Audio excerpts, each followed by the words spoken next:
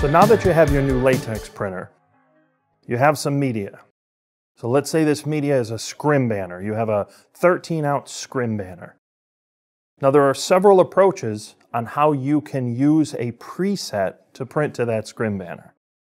What I want to discuss here are the three primary ways that you can print to that scrim banner using either a generic preset, a preset that was developed from our media locator, or you can build it yourself, which we will call a custom preset.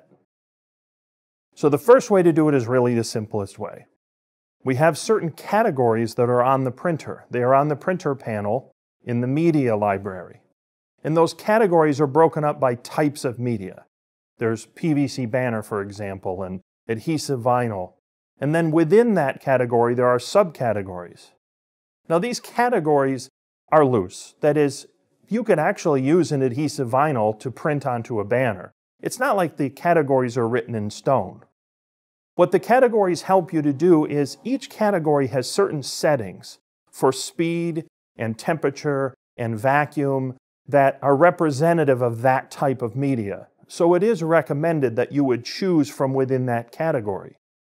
So with this scrim banner that you have, for example, what I would recommend is you go into the category that is PVC banner, and then you choose a generic that is PVC banner. And they are listed right here. There is generic PVC banner. We have a 4-pass, a 6-pass, and a 10-pass that are in the printer when you buy the printer. They're all ready for you, ready to go. You can use those at any time, and we believe you'll get very nice results with those. And that is a perfectly acceptable way to print with the latex printer.